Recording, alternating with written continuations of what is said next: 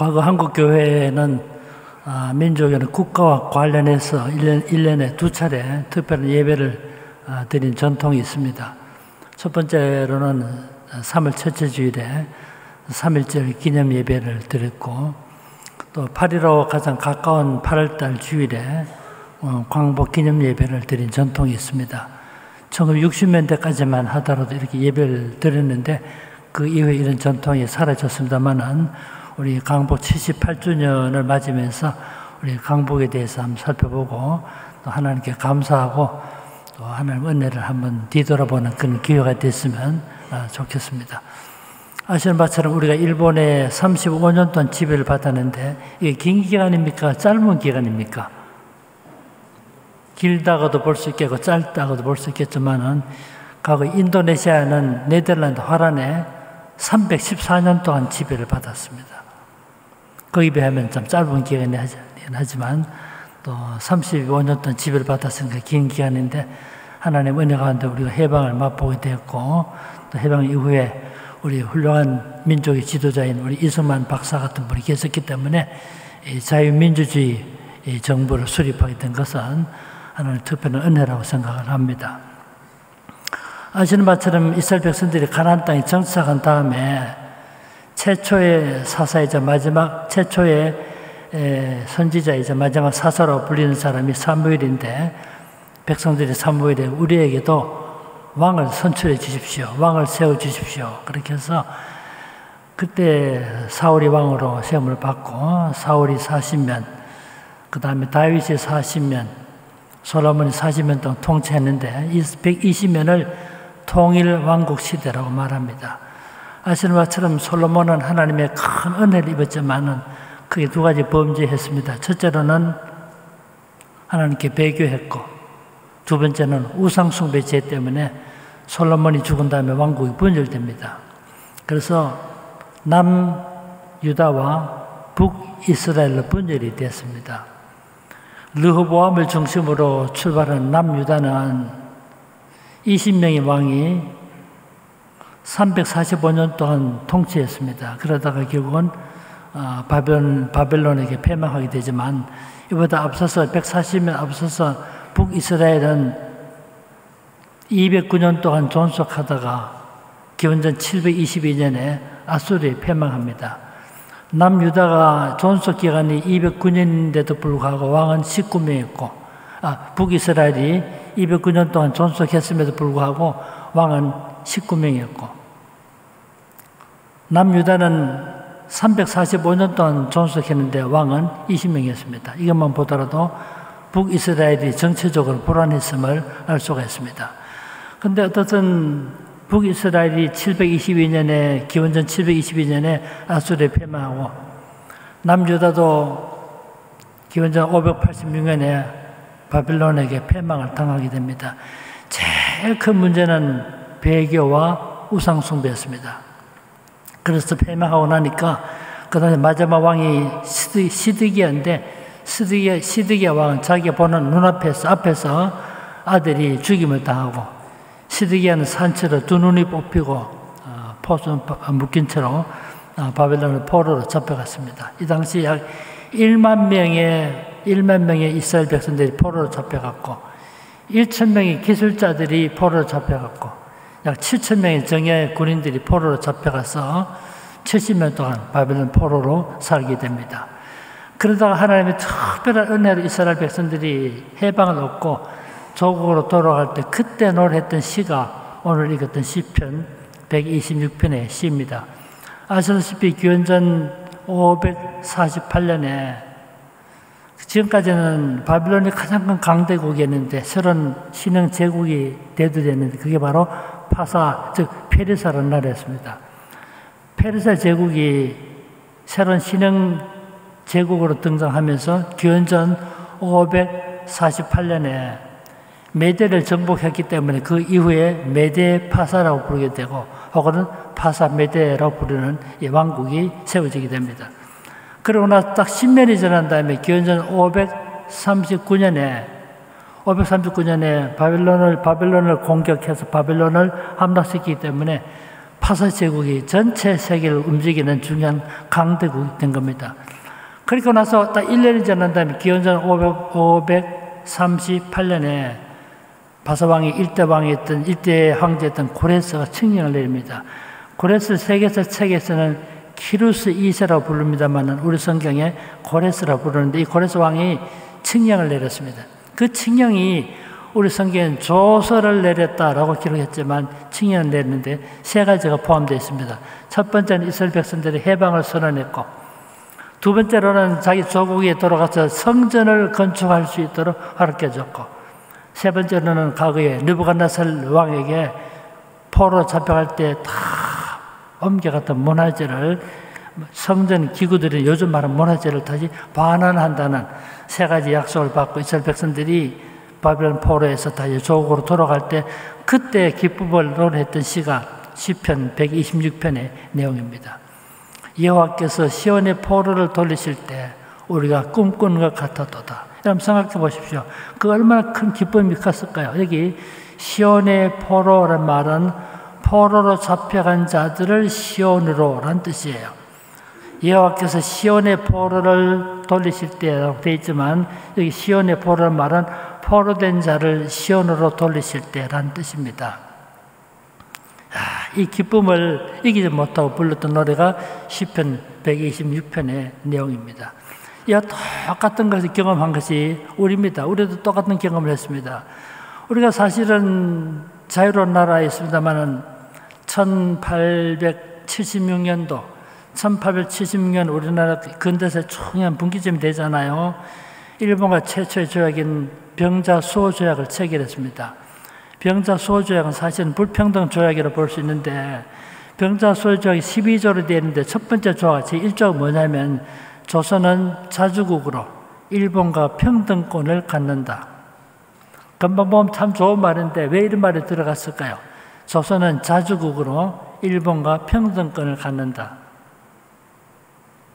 중국이 조선에 간섭하지 못하게 하기 위해서 일부러 조선은 자주국으로 표현해놓고 일본과 동독권을 갖는다고 말했습니다만은 이 병자-수호 조약이 일본이 조선으로 침입해오는 중요한 발판이 된 조약이었어요. 1882년도 이모군란 때 이모군란 핑계로서 일본 군인이 조선에 주둔하기 시작합니다. 1894년 5년에 청일전쟁이 일어나는데 청일전쟁이라는 말은 이런 것도 청나라와 일본과의 전쟁인데 전쟁터는 조선이었습니다. 이 청일전쟁을 통해서 일본이 청나라 세력을 물리침으로써 일본이 조선에 대한 점유권을 행사하기 시작합니다. 1904년 5년에 노일전쟁을 일으킵니다. 노일전쟁 이름 그대로 러시아와 일본 간의 전쟁인데 러시아 세력을 물리쳤습니다. 먼저는 청나라 세력을, 그 다음에 러시아 세력을 물리쳤기 때문에 일본은 조선에서 독점적인 권력을 행사할 수 있는 기반을 만듭니다.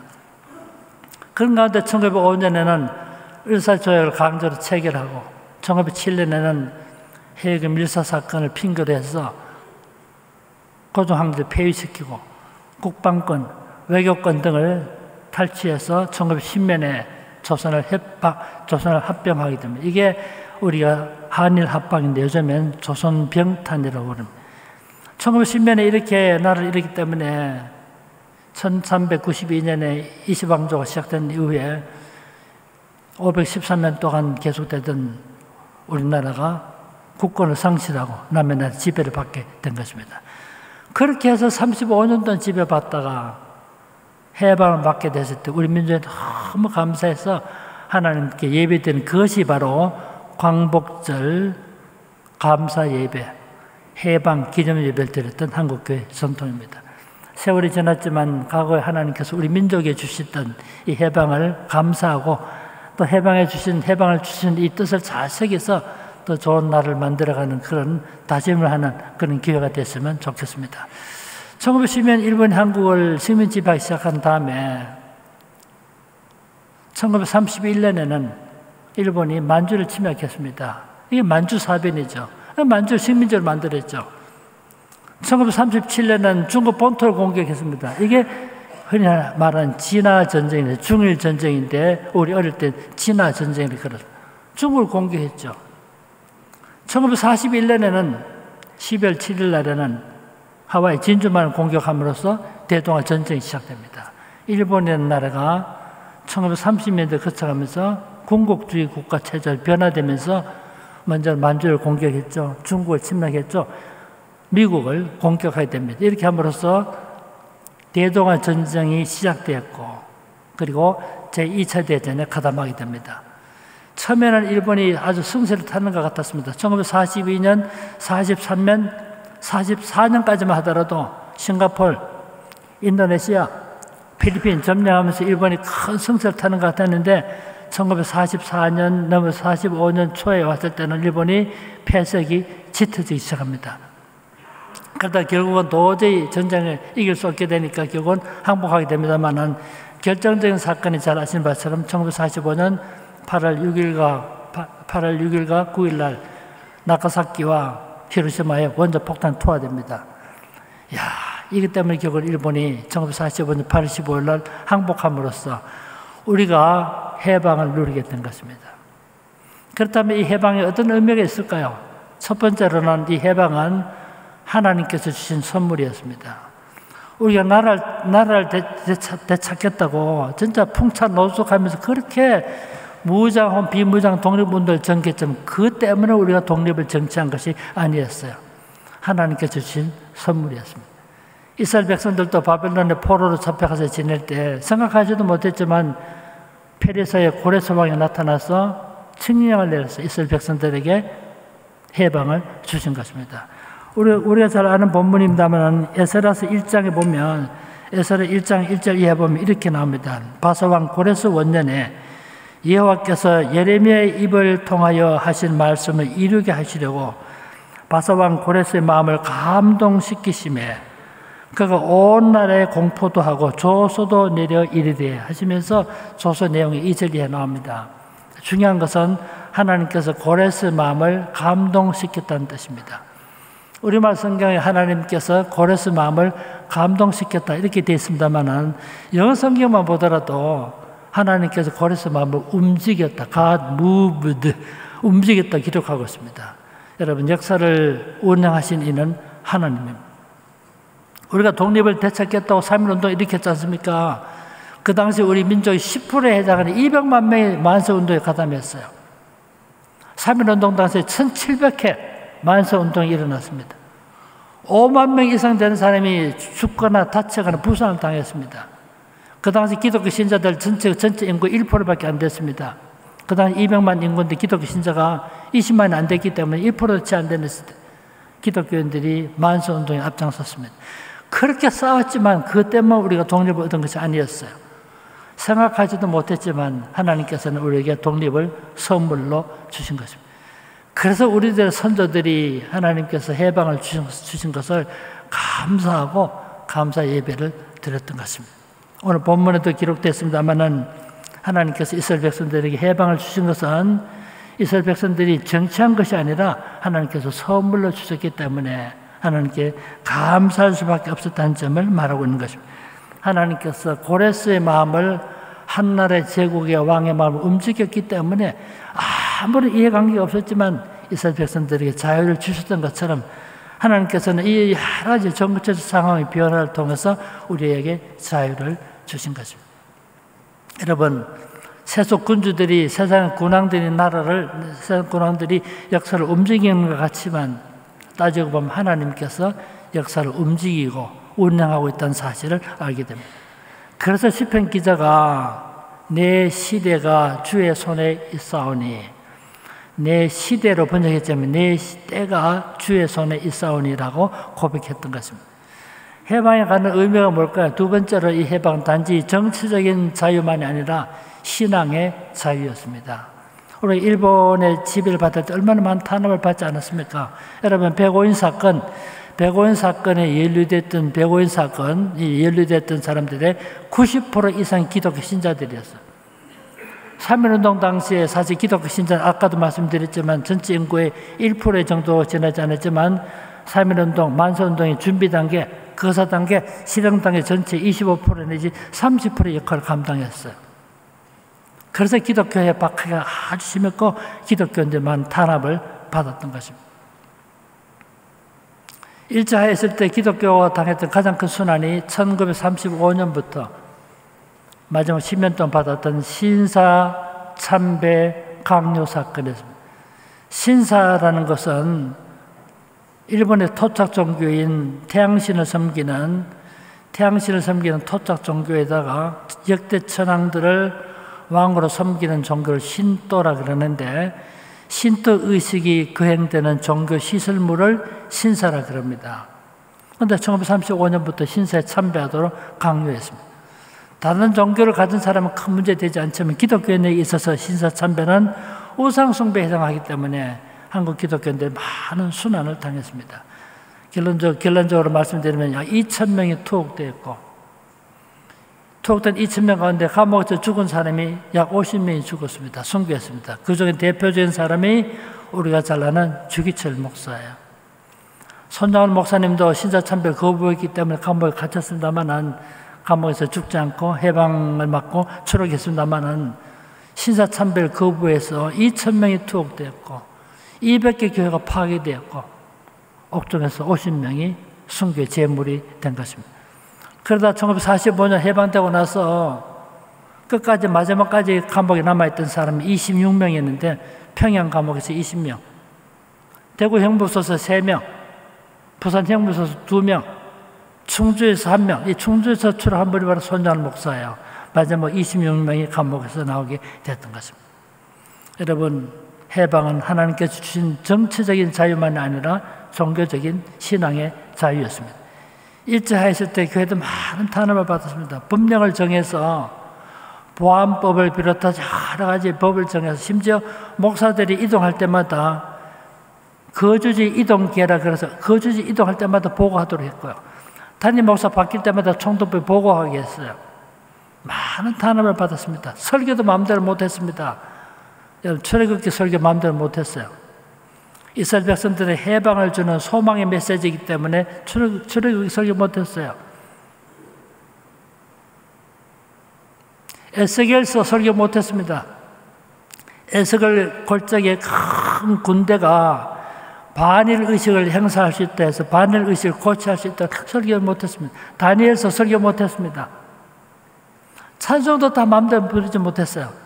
그때 불렀던 찬송이 1934년에 만들어진 신편 찬송인데 신편 찬송 다 합쳐서 420곡밖에 되지 않아요. 그런데 금지곡이 12곡이었습니다. 만왕의 왕 내 주께서 왜 고초당하나 만왕의 왕 말 등은 너는 못 불렀습니다. 천부의 의지 없어 천부 하늘의 아버지라는 뜻인데 천왕 말고 또 무슨 아버지 있단 말이는가. 천부의 의지 없어 찬송 못 불렀습니다. 주 예수의 강림이 불어나니 이 찬송 못 불렀습니다.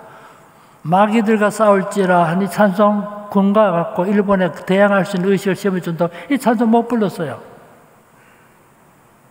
십자가 군병들아 군과 같다 이 십자가 못 불렀습니다.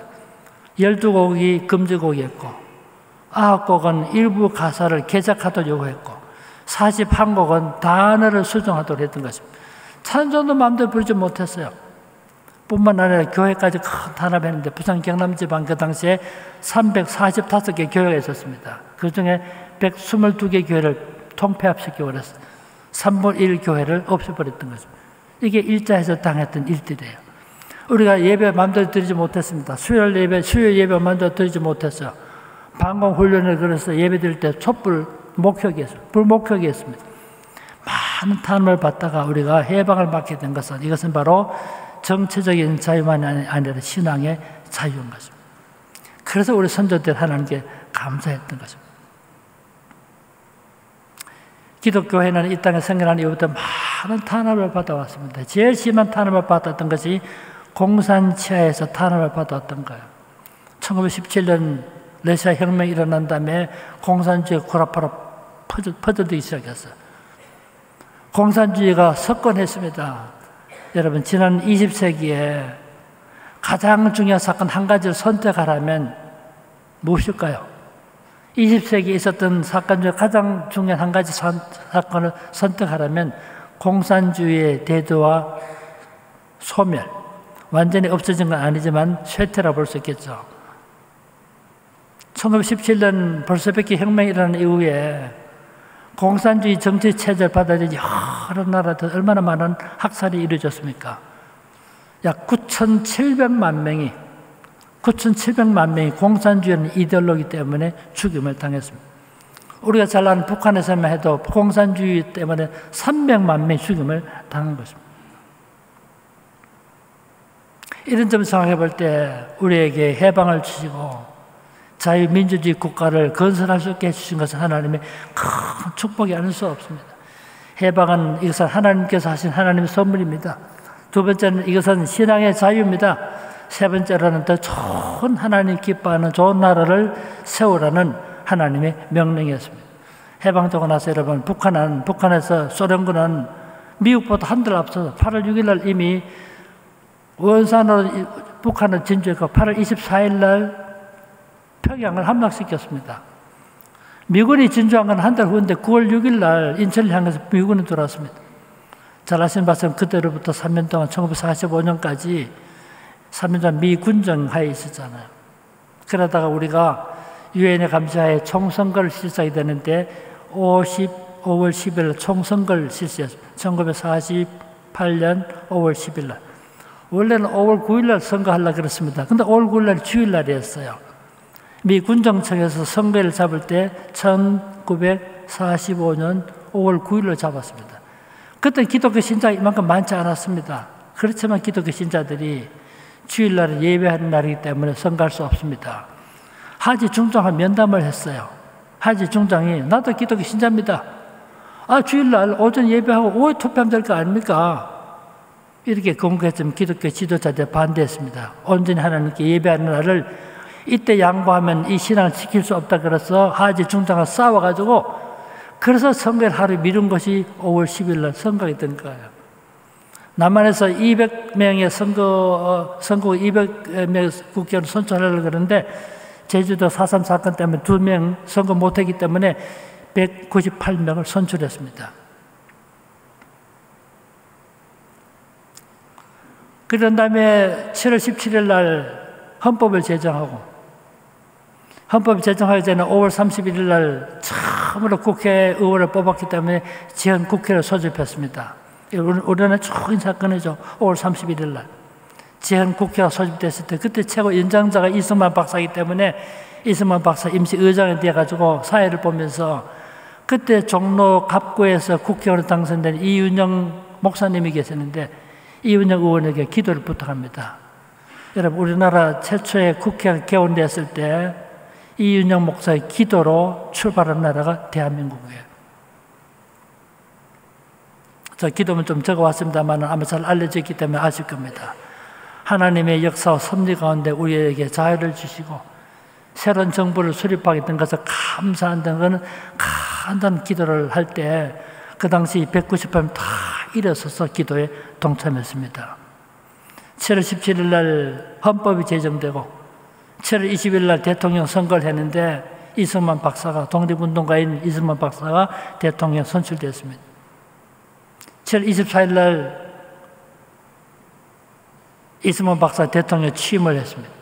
그렇게 주요 모든 준비를 갖춰서 1945년 8월 15일 날 정부를 수립하라는 기념 행사를 했는데 이것이 오늘의 대한민국에 탄생하게 된 중요한 시작이 된 거예요. 긴 말씀 자세하게 말씀 못 드리지만 가만히 살펴보면 이 모든 순간순간마다 하나님께서 역사하시고 이 민족을 세우시고 오늘의 자유민주주의 국가를 세울 수 있도록 허락해 주신 것입니다.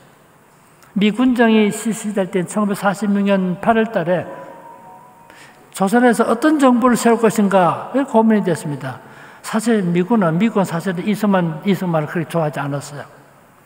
그 당시 어떤 정부를 세울 것인가. 그래서 약 8,000명 가까운 사람들에게 여론조사를 했는데 사회주의 국가를 세우자 사회주의가 좋다는 사람이 70%, 공산주의를 하자는 사람이 7%, 자본주의 혹은 자유민주주의를 하자는 사람이 14%. 그러니까 사회주의 혹은 공산주의가 좋다고 응답했던 사람이 77%였고 자본주의 체제인 자유민주주의 체제를 원했던 사람은 14%밖에 되지 않았어요. 여론을 따라서 사회주의, 공산주의 국가를 건설했다면 여러분 이 나라가 어떻게 됐겠습니까? 이승만은 기독교 신앙을 가졌던 기독교 신앙은 이승만의 사상 형성에 중요한 역할을 했습니다. 미국에서 공부하면서 자유민주주의가 무엇인가를 알게 됐고요.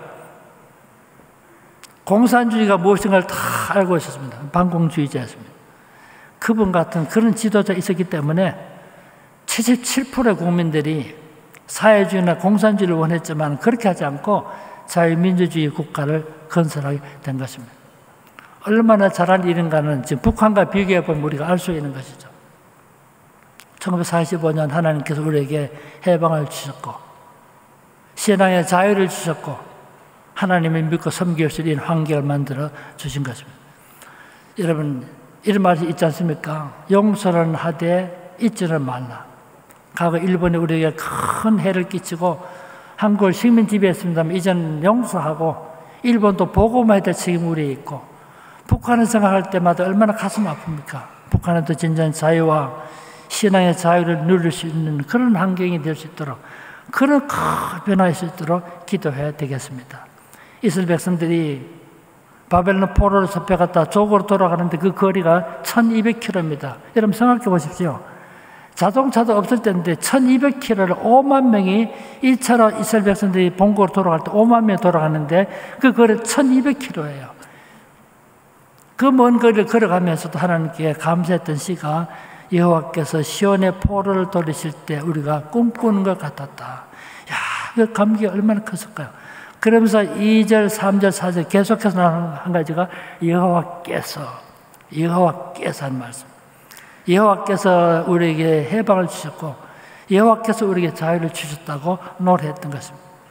35년 동안 일제의 지배를 받았습니다만 우리가 식민 지배에서 해방되고 나서 이렇게 자유로운 조국을 자유민주주의 국가를 건설해야 된 것은 하나님께서 하신 일입니다.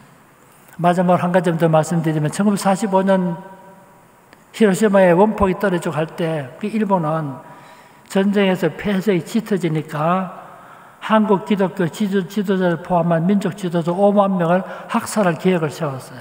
그게 조선 총독부 비밀보호관찰령 제3호 비밀지령입니다. 비밀지령의 내용이 뭡니까? 8월 18일을 기해서 한국 기독교 지도자를 포함한 5만 명을 학살한다는 계획이었어요. 아무도 알지 못했습니다. 근데 8월 15일 날 해방이 온 거예요. 8월 18일 날 학살되도록 예정됐던 사람이 8월 17일 날 8월 17일 밤 12시에 감옥에서 나왔습니다. 8월 18일 날 죽도록 예정됐던 사람이 8월 17일 날 밤에 감옥에서 나오게 된 거죠. 야, 얼마나 놀라운 일입니까? 역사는 바로 하나님의 손안에 있던 사실을 우리에게 보여주신 거죠. 아까 찬양할 때 전쟁은 우리에게 있지 않고 하나님의 손안에 있다 그러는데 전쟁뿐만 아니라 모든 것이 하나님의 손안에 있음을 알게 됩니다. 해방이 하루만 늦게 왔다 할지라도 5만 명이 피살당하는 참사가 일어났을 것입니다. 역사를 주관하신 하나님께서 우리 민족을 살리시고 오늘의 나라로 세워주셔서 세계 10대 강대국 안에 드는 나라로 축복해 주신 것입니다. 우리가 누리는 모든 것은 남을 섬기는 수단이 되어야 합니다. 선교를 위해서 힘쓰고 우리만큼 살지 못한 나라를 위해서 헌신하는 이런 나라가 될 것을 우리에게 가르쳐주고 있는 것입니다. 해방을 주신 하나님께 감사하고 앞으로 더 좋은 하나님께서 주신 이 자유가 침해되지 않도록 이 자유를 지키기로 다짐하는 우리 모든 성도들이 되시기를 주의 이름으로 축원합니다.